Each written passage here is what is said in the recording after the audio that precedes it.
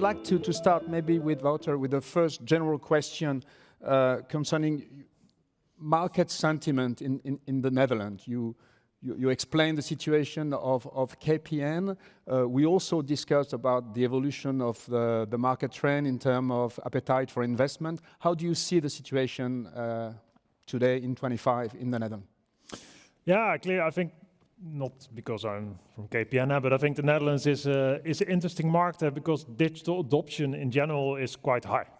And it's an open market, right? It's also been trade, international, there's a lot of international companies, there's financial services, fintech, so there's a lot going on the digital side, and it's a bit of, let's say, the digital gateway into Europe, so a lot of data centers. So the connectivity has always been a foundation. The quality of the infrastructure has always been high.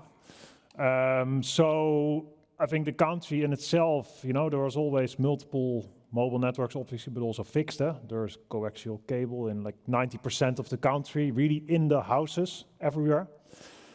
So for KPN, it was always very important to stay on top of, the developments in technology. So when we started, first to try to squeeze the maximum out of copper with technologies like vectoring, bonding, VDSL, of course. So that started, but at a certain stage, it was not enough anymore, right? You could not squeeze more out of copper. So that's when the whole fibre initiative started. And I think where it is today, the country now has around 90% coverage with fibre. So it's virtually everywhere, right? And there's a healthy level of competition, both on the infrastructure side. So of course there's KPN, but there's also alternative rollout parties like Delta Fiber and Openness Fiber. So there's multiple networks. But we also said, we want to build an open network. So KPN has always built networks that are open to other service providers. There's long-term regulatory certainty, which is helpful for the investment space. We've kind of agreed this voluntary tariffs to have that open, and that's agreed by the ACM. So I think that there's also a healthy case for these service providers on the networks to provide access in the majority of the country. So clearly the quality for customers is very high, and we've seen that. We talk about infrastructure, but it's really about the customer, right? What do you deliver? Reliability, innovation, ease of use, and we've seen that the net promoter scores of people using connectivity service in the Netherlands has increased a lot and is very positive. It's around 20 points, right? So there's a lot of promoters of the infrastructure, and I think that at the end is super important because that's what it's about. So in that sense, you could say it's a well-functioning market, and again, very digital adoption high, also in the business market. So I think that's where we are. Okay, well that's great. I think we'll go back to that important part of customer satisfaction in the take-up, which is one point we will all discuss. But I would like to also to go back to what you say when you said about the importance of a stable regulatory framework. When we heard from Luis and Nicolas, is a lot of what you say was about the importance of the regulatory framework and to what extent that is directly impacting your strategy. So I would like maybe to come back to you, Luis. Could you maybe re-explain how critical for Vodafone that environment politically and in terms of regulation is for your organization?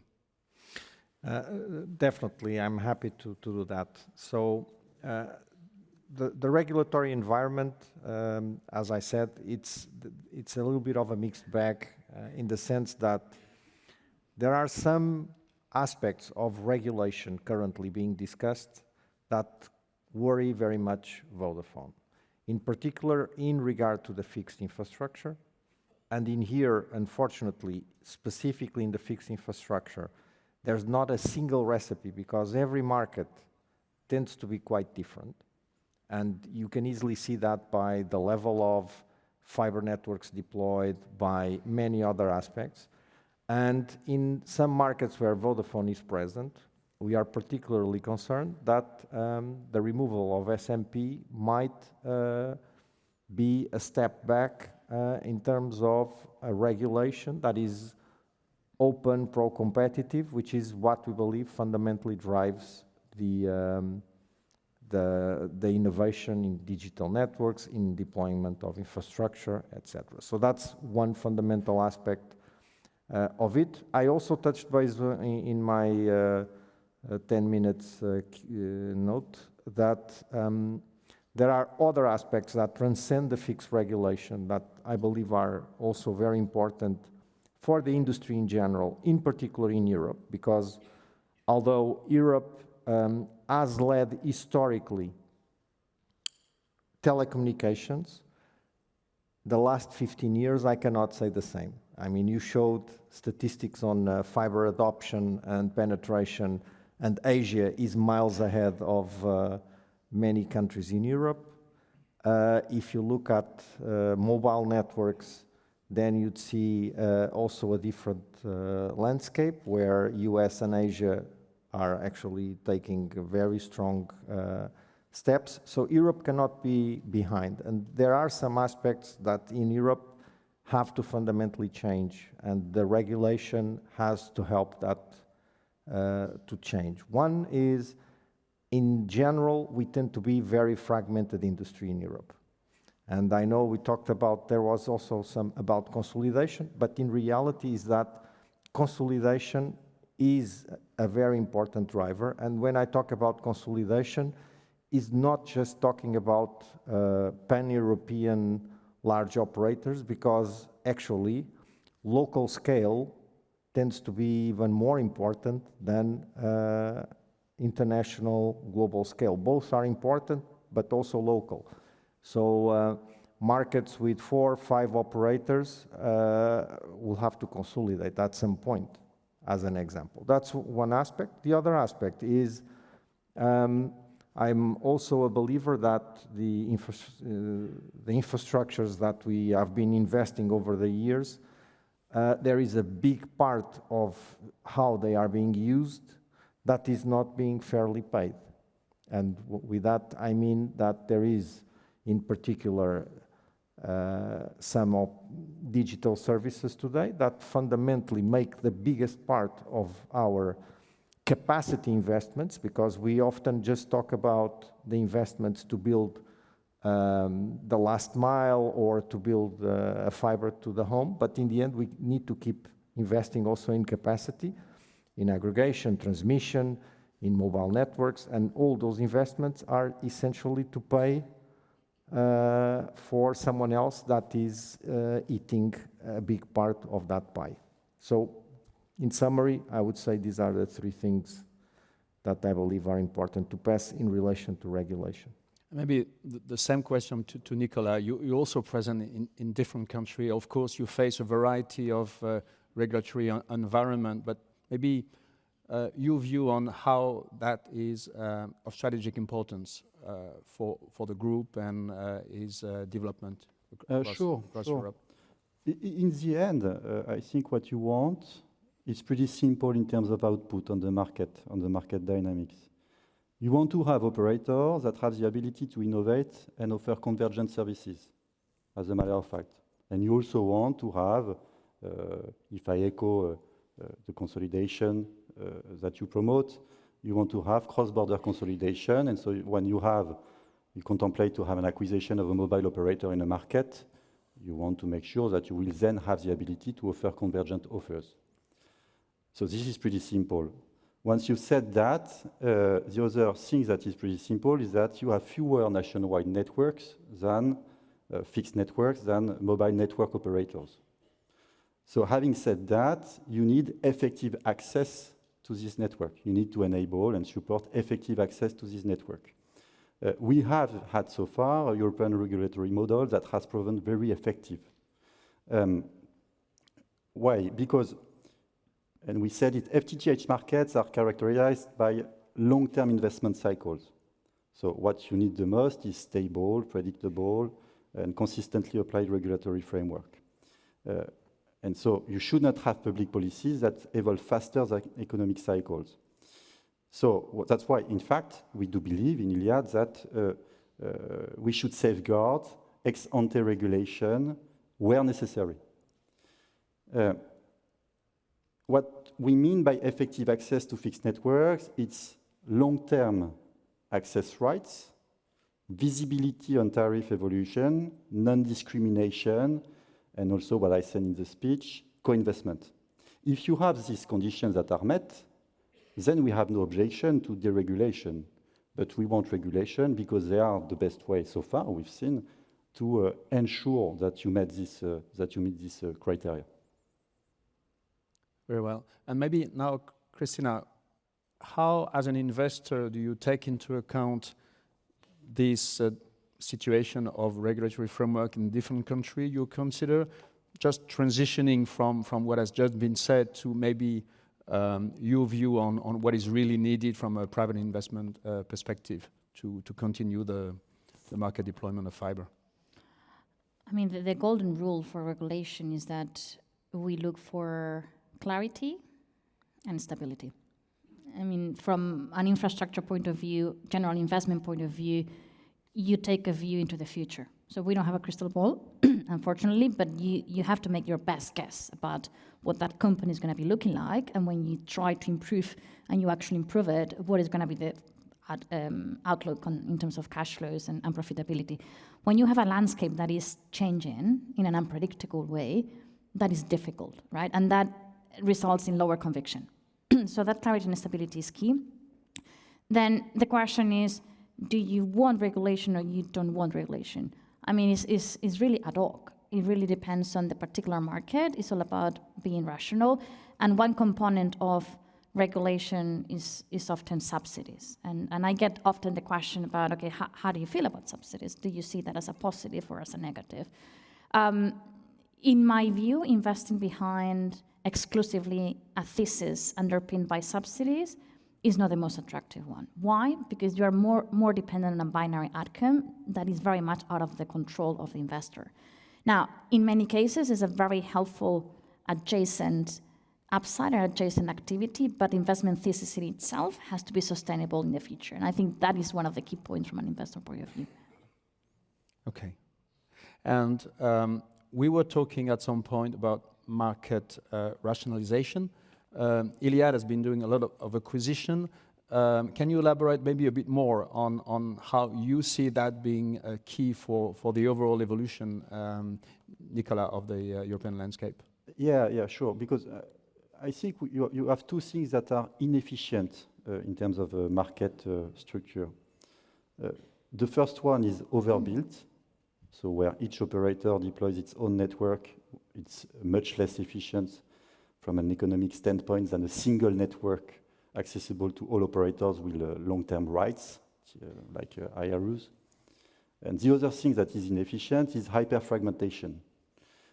Why? Because if you have a single FTTH network covering a footprint of a few hundreds of thousands of lines, this operator will remain very highly sensitive to economic cycles and will also struggle to achieve long-term economies of scale. So excessive market fragmentation will slow down both the rollout and the adoption of FTTH. You've seen different phases in FTTH. So you've seen the emergence of very numerous new FTTH players. Then there are contrasts between countries, but in Poland you have hundreds of FTTH players, for example. And then we've seen also a subsequent phase of spin-offs, where some operators separated their networks. That's what we did in some countries typically. What we see now is early stages of market consolidation in some countries. We are very convinced that this trend is likely inevitable in the long term and will contribute, in fact, to a more unified European market. So we think two things. That the first one is that European regulation and European competition authorities should not block this consolidation process. And on the contrary, we do believe that they should, it would pretty be useful, in fact, if they could provide some guidelines, for example, on what is permissible in the infrastructure market and under what conditions. So in the end, encouraging market rational structure rather than unnecessary duplication will benefit first the operators, second the investors, and then in the end, obviously, the end users. Okay, very well. I would like maybe to progress in the discussion, go back to Wouter. You mentioned the importance of end customer. At the end of the day, they are the one, paying for the service. And what we see in our statistic is, in many countries, probably not in exactly at the same level in the Netherlands, but the adoption is complex. Rolling out fiber is one thing, but convincing the customer to take the service, convincing them to bring the fiber to inside their home. So the adoption and the take-up rate is still a key challenge in many countries. What is your take on the best way maybe to overcome that and really accelerate effective adoption? Well, I think to realize it's not just the infrastructure, right? You cannot just roll out something and then wait and they will come. There's more to that. So I think and that's also what I said in my story, it's the infrastructure, of course, is very important, but you also see that on top of that, you need to deliver very good in-home coverage, so Wi-Fi is super important. The services on top of that, customer satisfaction, how you treat the customer, cybersecurity is a theme. We see network resilience, so uninterrupted service. So all of that, it's a complete package. And if the complete package is right, you can be very competitive. But if you just have one element, it's not enough. And I think that's what is key. So what you see in the Netherlands is that there's a lot. Of course, we are very active in converting customers from copper to fiber. That's your own customers. And we also see that in most areas where we roll out fiber, there's around 8% market share increase. And that is also because the services on top of that and the freedom of choice. So we also made a deliberate decision to open up the network. So you also have a choice in different service providers. It's not just KPN. There's different providers for different households and businesses. And that means that it's not just the infrastructure coming into a house, but also a multiple choice of service providers at the same time. And it is a moment where customers reconsider, because there's something happening in the streets, people enter the doorstep, so that's why I'm focused so much on this Homes Connect moment, because that's a perfect moment of conversion, because when do you enter someone's home? In front of, across the doorstep? That doesn't happen a lot, so that moment should be perfect, and therefore the customer experience in that is also very important. And I think that's also for us, it was a learning curve. So initially the customer experience was pretty bad, right? So we've worked a lot on that complete journey, that also connecting journey is very important. And with that, having many locations already connected, because then you can move to this, what we call always on network, where we can remotely activate customers. And that's an instant connection moment. There's a lot of movements of households, right? 10% of people move every year. That movement journey should also be perfect. So it's about these customer journeys on top of the infrastructure and the service that you deliver. And then the infrastructure should be the platform to deliver all these services. And there we see that fiber is obviously superior to any fixed line infrastructure. And that's due to the stability, resilience, capacity, all of that is key. But just one of the elements is not enough. It's the complete package. I think that's what we have to realize. And maybe a similar question to Louis. Vodafone has different positions across the market. In some cases, you own the network. You're providing the offering. In other cases, you are using others' network. So, how do you articulate the need for penetration, adoption, take-up in that variety of situation? How important is that for you? No, it's true. We do operate very different contexts, not just places where we own the network, but places where we are pure access seekers. In some cases, we are access seekers with bitstream offers, others with non-bitstream offers. So it really varies, even within the same country. So not necessarily just between countries. That causes always important challenges, because towards consumers, you don't want to have different offers, different customer journeys, but the reality behind it, it's that complexity exists. and has to be managed. That puts a big hurdle into the different operations that we have in terms of building systems to tackle different types of processes, different types of ways that we have to provision.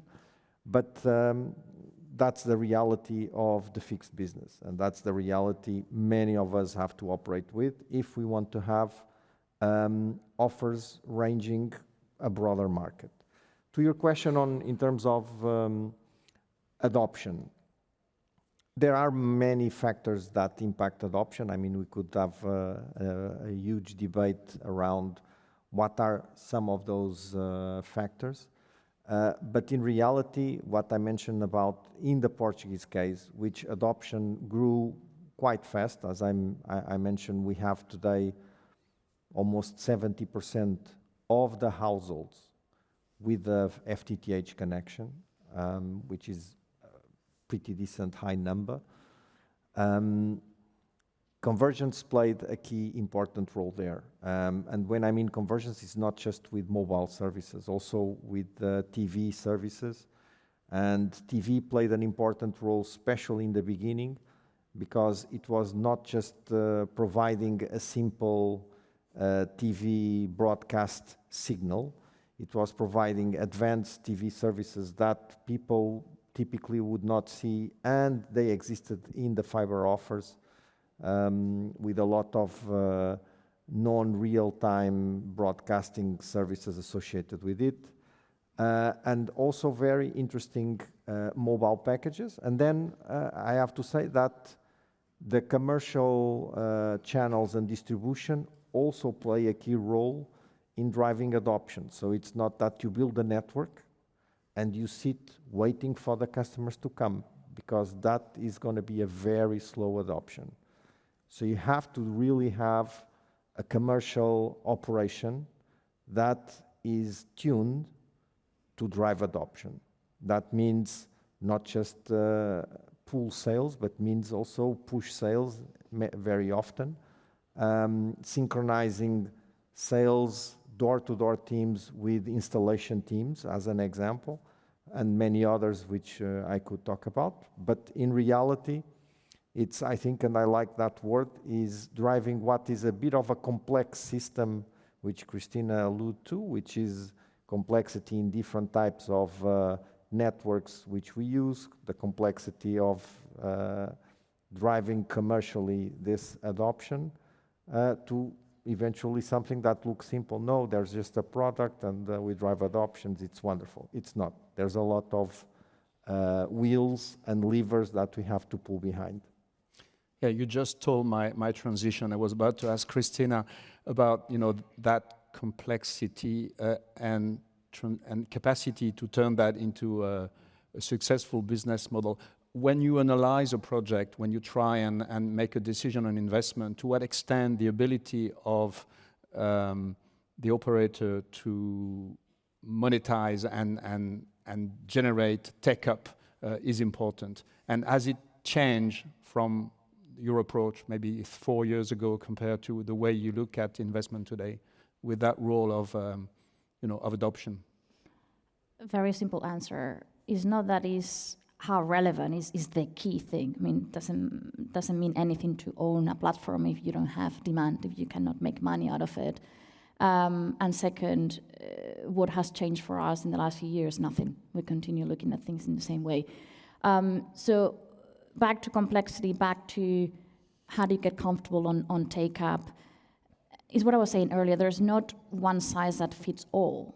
It's really about how you think about different scenarios and what is the likelihood of that scenario happening and that take-up accruing and increasing in your platform.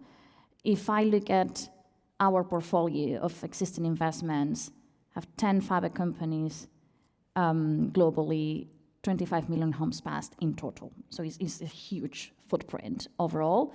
Very different risk profiles from integrated retail, wholesale, partnership, 100% owned.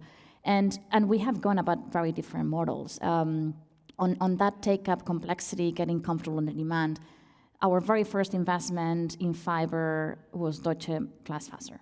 to 10 years ago in Germany. It was a very small venture back then. We backed that platform when they had 70,000 homes passed.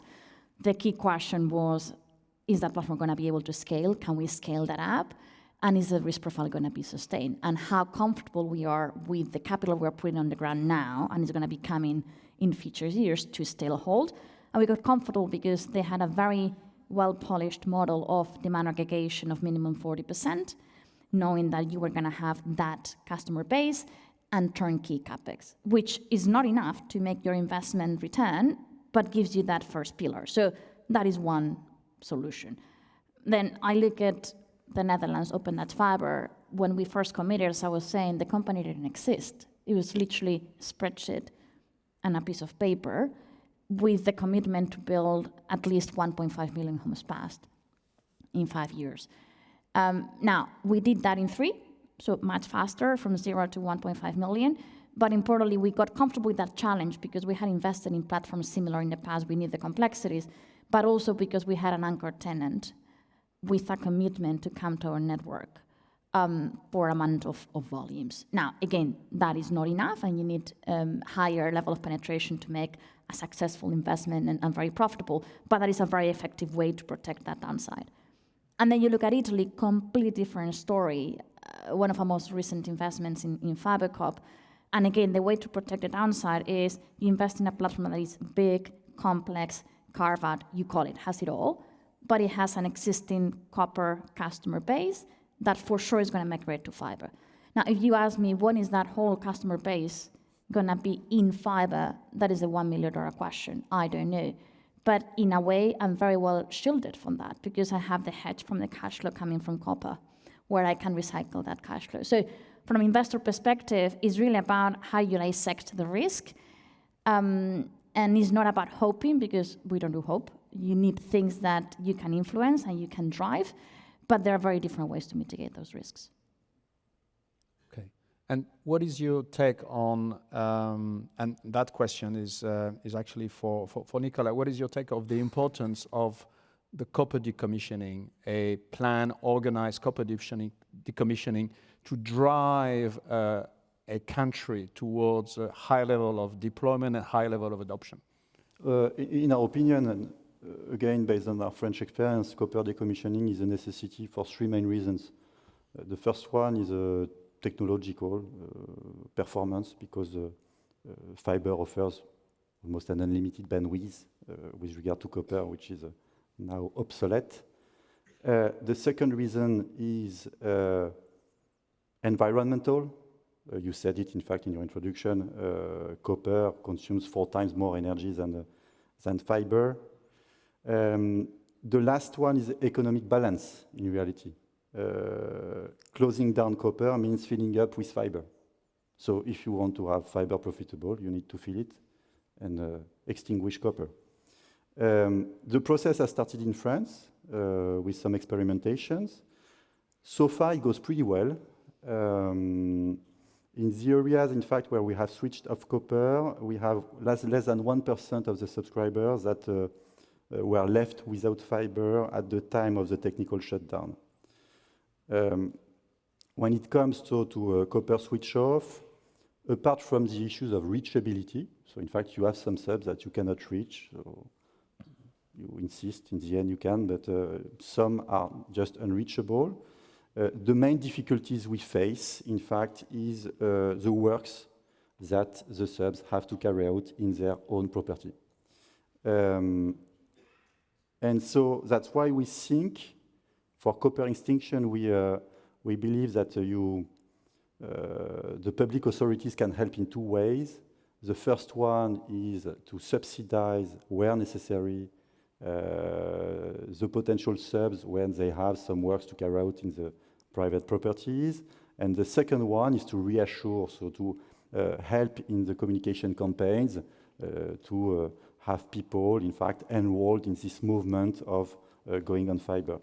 And then just one thing, in fact, I wanted to add on the take-up rate, so how you move, which is in fact linked to this one. But in the end, what you want, so the end user is a subscriber. So we sell something to a subscriber. So You want the subscriber to buy it and be happy with it. But first, he has to buy it. And so to buy it, what we did in France is first, fiber was at the same price of copper, so you do not have price differentiation. And the second one is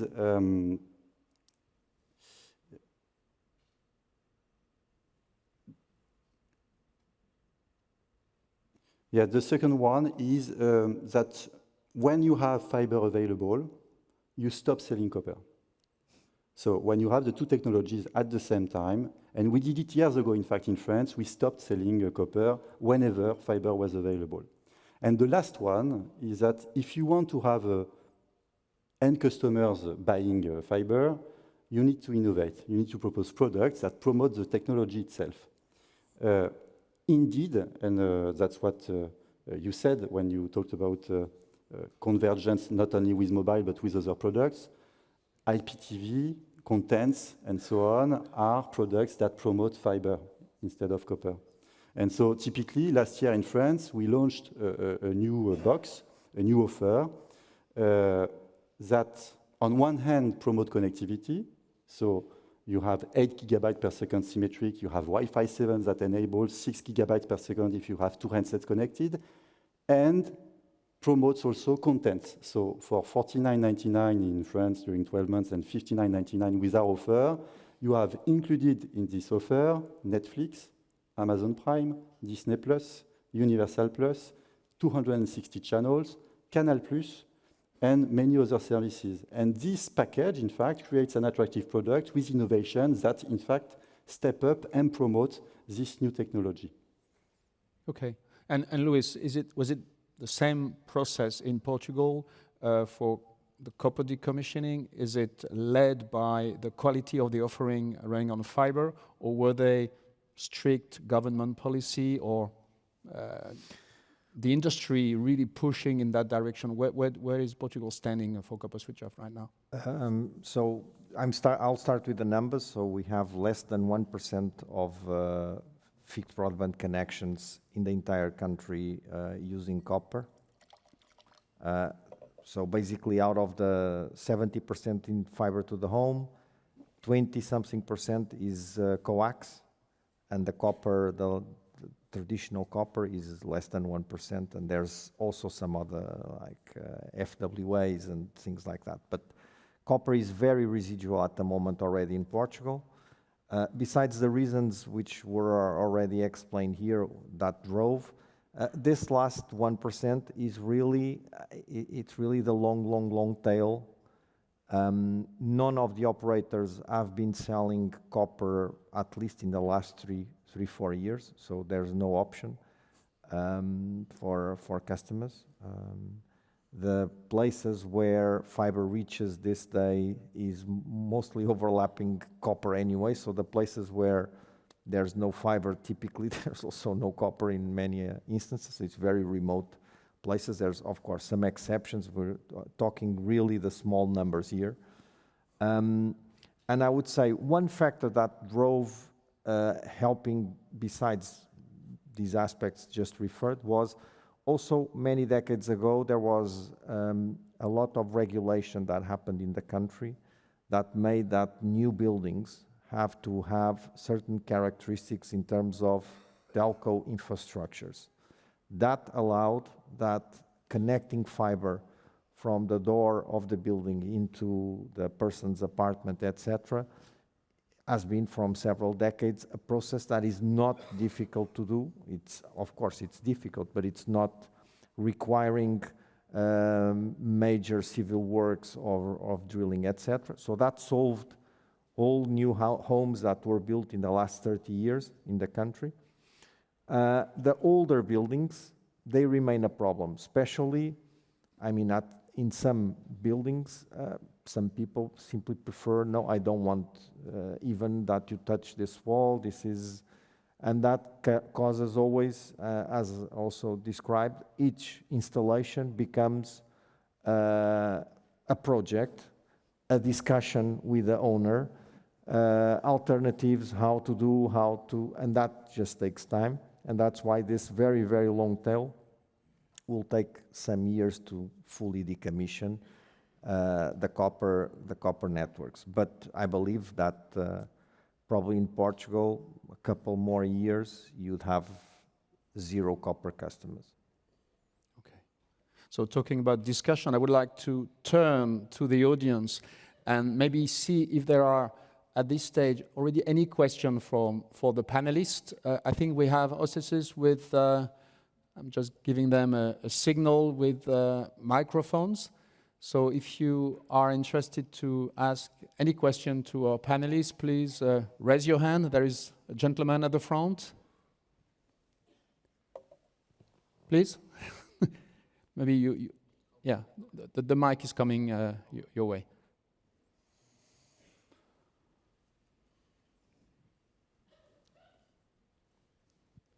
Thanks, Vincent. I would like to ask a question to Luis. Basically, there's a nice question about the articulation of the adoption, and you discussed for the convergence over there, and you mentioned about the TV services, which is basically the advanced TV services. Could you please open that a bit more to discuss? Because we all know about the mobile packages and all the other kind of services, but I was so curious about that. Yeah, I will give you a few examples on these type of services. So bundling over the top services like Netflix or Disney Plus or other.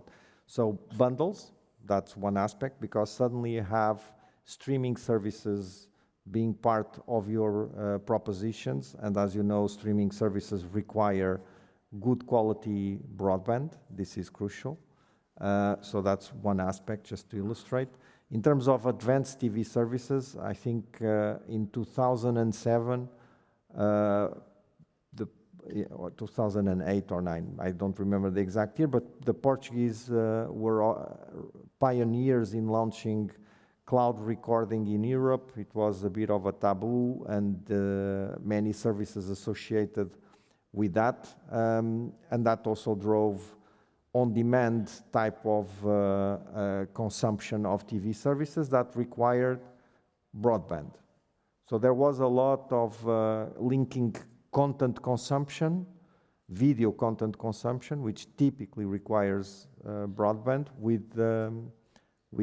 as part of these fiber bundles. Thank you.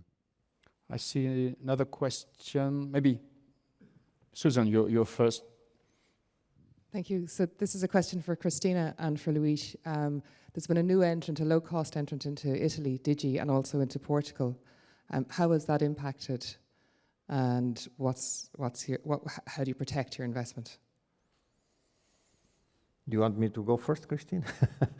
So I will not talk about the competitors. That you should ask that question to them. I can just say that I believe that there is always in several markets competition through price. We believe that competition is value for money, which means high quality for the fair price. And I do think that Vodafone still, specifically in Portugal, where we have the highest NPS, 20 points difference versus the next competitor, drives an important part of our value proposition. So I cannot say that I feel a massive impact from a new entrant at the moment in Portugal. And I do believe that differentiation and competing through high quality services, best mobile networks, best fiber networks, best customer service is crucial to be able to face those challenges.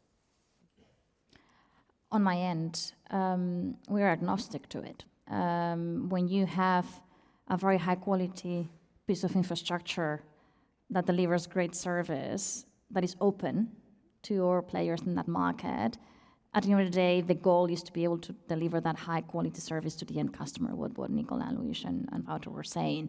So for us, the fact that there's a new market entrant or not, in a way is neutral, because all of them are going to be whole buying out of our network.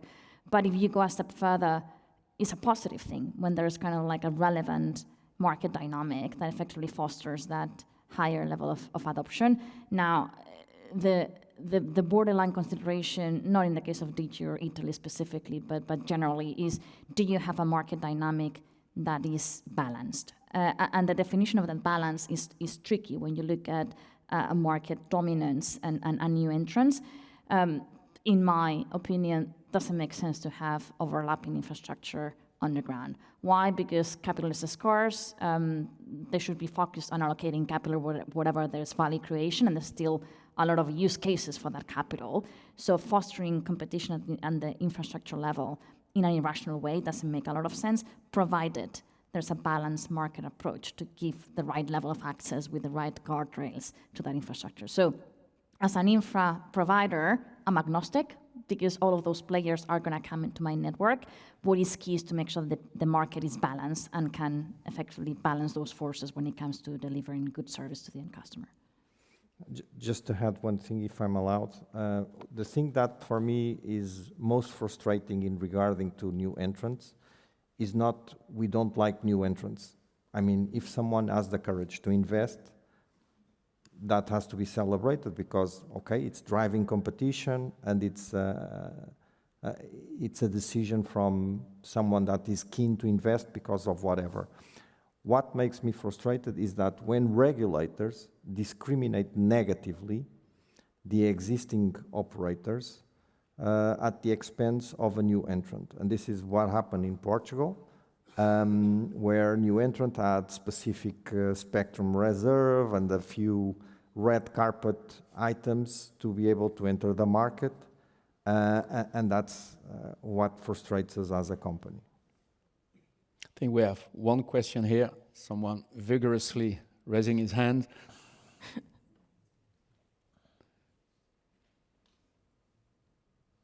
Hi, thank you, Vincent.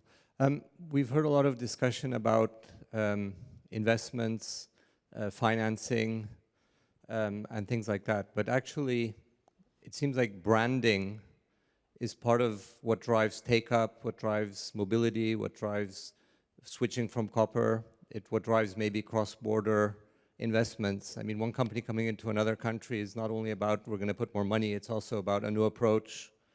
And a lot of the movement in the industry seems like the different brand and brand positions. But this was not discussed at all today. And I'm wondering, what is the impact of the different company brand approaches on actually driving innovation and take-up and things like that in the industry? Somehow that's what I wanted to express when I said that if you want subs to take fiber, you need subs to subscribe your services. And when they subscribe to your services, they subscribe to what you propose and obviously your brand. What we did in Iliad in France, Italy, and Poland, we have, in fact, different brands, in fact, in every market, but that all share a common DNA. So you have three main values, in fact, that we promote through our brands. So Free in France, Iliad in Italy, Play in Poland. It's first freedom. So typically free is the expression of freedom. So in France, we don't have any commitment. So all our offers are without any commitment. The second one is simplicity. So simplicity, it's having few offers, easy offers to be understood. And so typically on broadband in France, we have 3 offers. We don't have 5, 10, we have 3 offers with 3 different boxes, set-top boxes. And we have one TV platform. One TV platform that you can have on your set-top box and one TV platform that you can have through an app in OTT. So simplicity. And that's, in fact, it echoes what you said. Our job is to either buy or digest or manage complexity and delivers simplicity to our subs. And that's what also we did with Iliad in Italy. So Iliad in Italy, we have one offer on broadband, 100% fiber, one box. And the third one is generosity. So generosity is how you manage to package offers that encapsulate or includes a maximum of services and products to the lowest price as possible. Obviously, we are here also to be profitable. So it's finding the right balance, but which, in fact, gives the perception to the market that you propose something which is generous. The beauty of fiber, it's fiber, if it's promoted well, it's new technology, unlimited speed. When you have the appropriate technology, you talked about 10 gigabytes in Portugal, we have 8 in France. You have many arguments, in fact, to promote through the appropriate brand. That's our approach in Iliad. Then, obviously, other operators have different approach. So maybe you want to share the Vodafone approach or the KPN approach to branding towards fiber. Yeah, no, sure. I think it's a good question, right? Because this is typically what is important for adoption is if customers subscribe to your service, and there's always in this there's reality and there's perception, right? I mean, if you have a good network, it takes a while before people actually also rank you in the customer surveys as the best network. There's always a lag in that. So, but also if you lose it. So the point is that you should be on top of these things. And the brand perception, I think there was a big challenge also at KPN in the initial fiber deployment, because the customer journey was not good enough. And we were approaching it as a separated company instead of an integrated company. So we had kind of a network business that was pushing connections, and then you had a service business that needed to sell based on a lousy customer journey initially.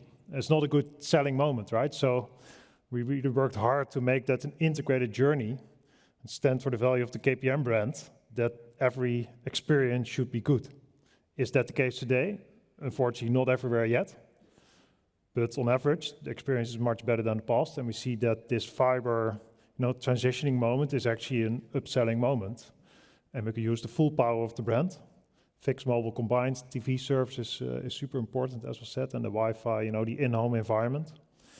And I think the trust in our brands is typically very high if you compare them to internet companies, especially what I said, right now the whole cybersecurity theme is a topic. So we launched integrated cybersecurity services, not only for the business market, but also for the consumer market. So we try to distinguish ourselves on that. So you need to find these additional values and have the brand associated with those to be able to charge, not always the lowest price. I think you can only do that if the brand is in a very good shape. And so I'm happy that the question was raised, because I think it's an important topic to discuss. Absolutely, and I think we still have time for a couple of questions. I'm sorry, there is one person very interested in asking one question to the left.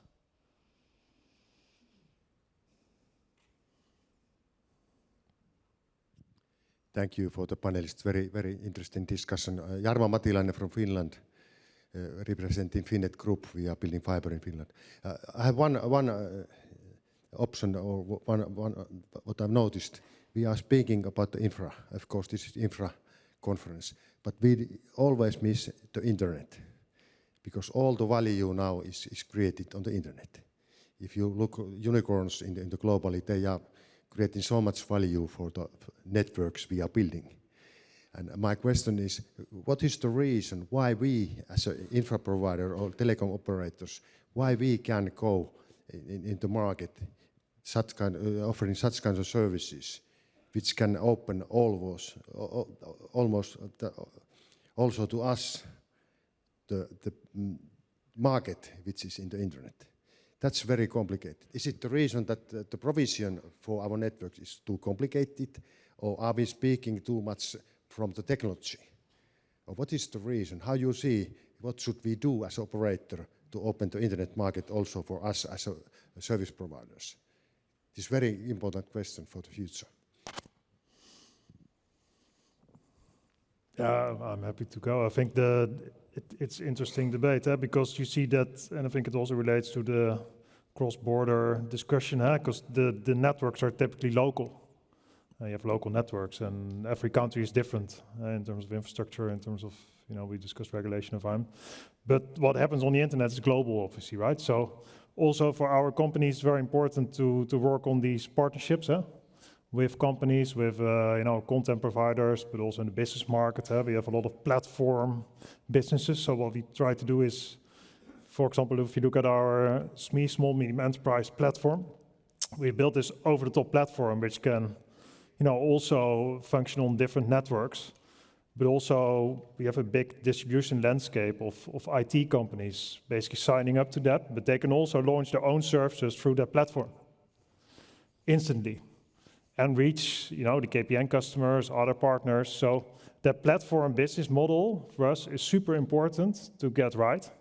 And then also the ease of use comes in because the standard it is very high. The tolerance for slow difficulty, long time to sign up is people just don't do it anymore, right? So it needs to work instantly, and that platform business model for us is key. And I think we kind of got there in the SME market, so that is good there. And we should also do that more in large corporate enterprise and also in consumer. So building that platform can be in-home platform, enabling different services on that. That is our role. We are not, at least speaking for KPN, we're not in the business of creating content. We partner with companies that do that and have a huge customer base, both in consumer and business. You reach almost any business in the Netherlands somewhere.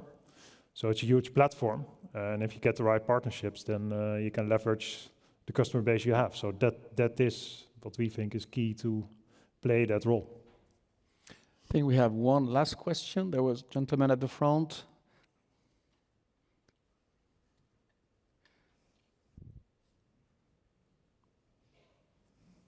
Hello, Alex Burkhead, Telco Titans. Louis a number of times alluded to fair share, so edging on from the last comment, so hyperscalers, OTT players. What's the panel's general view on whether they should or shouldn't be contributing to the amount of traffic they're driving, but also the benefit that they're reaping? Well, my view is clear because basically I brought the point, so I think they should be contributing. Nicolas? Well, it's all about finding the right balance, but we are strong defenders of the net neutrality. Yeah, I think we're a bit in the middle, right? I think we should work with these companies to make the service efficient in a way. Maybe there's different points where you can access the network to make it efficient and less traffic heavy. And what we try to do also with the hyperscalers is work on these partnerships that we deliver their services for a certain price and a certain margin to our customers. And that's basically how we try to do that. And Christina, do you look at the capacity of operator to bring additional services on top of the infrastructure, or do you only concentrate on the profitability of the core infrastructure? No, it's everything. So one part of the answer is what is it that you are buying and investing on, and this is just the perimeter of assets where you are putting your money on. But actually the investment decision is way broader. Broader in terms of the number of players that would have influence in that investment thesis paying out. And it's not only who's going to be taking the service directly, it's not only the consumer, it's not only your wholesale partner, it's not only the ultimate service provider or content provider that's going to be redirecting content to your network, but is a regulator, is AI, is compute. It is a broader ecosystem today. But also, as I was saying earlier, we need to take a view in 10, 20 years' time, which is a pretty challenging dynamic to look at. So to the question earlier, my answer would be twofold. First, a partnership. I talked about it. And it doesn't have to be ownership partnership. It doesn't have to be contractual partnership. It can also be like ecosystem partnership. And you have to keep the dialogue open and try to understand what the objective is and what the constraint is with the different parties you're dealing with. And second one, and we haven't talked about that as much as I would have expected, is sustainability. Sustainability from an investment point of view, of that being a viable platform in the future to deliver what is going to be required by the different stakeholders, but also from an environmental point of view. And you need to take a very pragmatic approach to it, both on efficiency, but also on capital deployment for those objectives to be achieved and for the market not to break, right? Because we can all be striving for the right things, but if we don't put the means for that to actually materialize and be operationally viable, it's going to be probably very challenging. Thank you. We're reaching the end of the time allocated for this panel. Maybe just one sentence of conclusion. Are you overall optimistic about the industry and about our capacity collectively to reach the goal of full fiber connectivity for everyone? What is your take? How do you see that from the perspective of your organization, your country? Yes, we are very, very optimistic. Optimism is a core value of Iliad, so we are very optimistic. We have good reasons to be optimistic because we have a very strong telecom sector in Europe, and you showed it at the beginning. In fact, when you look at the US and Europe, we are much advanced in terms of fiber. We still have a lot of work to do, but we do believe that if we keep the same right condition or even improve them in terms of investment, innovation, and a sound regulatory framework, it will keep bringing lasting benefits to consumers, businesses, economy, and more generally, Europe. Thank you. Luis? Yes, I would say I'm cautiously optimistic. I'm optimistic in nature, but there's also a lot of changes happening geopolitically, etc., that will cause some challenges to the industry. By the way, this industry in general has not been great total shareholder return industry in the last decade, and there is some light at the end of the tunnel that it can improve, but it means that some of the things have to be done right, and we've just discussed some of them. But I still remain optimistic because I think this is such a crucial industry to the economic growth of Europe that needs to be nurtured. Yeah, I think that where we are is, we're growing top line, profitability is growing, cash flow is growing. So I think we're in good shape, but you can't take anything for granted. That's the point, right? I mean, if you're not paying attention, and we discussed these layers. So it's the infrastructure layer, but it's also the platform layer, it's a service layer. You have to be on top of all of these elements, otherwise you're going to be surpassed on one of them and you're going to lose everything. So it's very important to stay on top of that. Digitization is going super fast. So we have to really, as an industry, take the next step in not just talking about the infrastructure, but talk about customer experience and think what is super important for that. And if we keep that in mind and keep investing in the operations, digitization, and customer interaction, then I think we can have a bright future. Thank you. Christina, you have the closing word. I'm not going to disagree. I'm optimistic as well. The goal is clear. I think we are all doing the right thing in delivering faster connectivity. There's no question about that. The only caveat that someone could raise is, okay, look at the market. Look at how tricky it is for some people. Look at the world, geopolitically way more complex. I don't think that is a bad thing, because that is bringing investment discipline, and that is generally going to improve sustainability going forward. So probably going to get to the right answer in better shape that otherwise we would have had. So optimism. Well, thank you very much. A big round of applause for our panelists.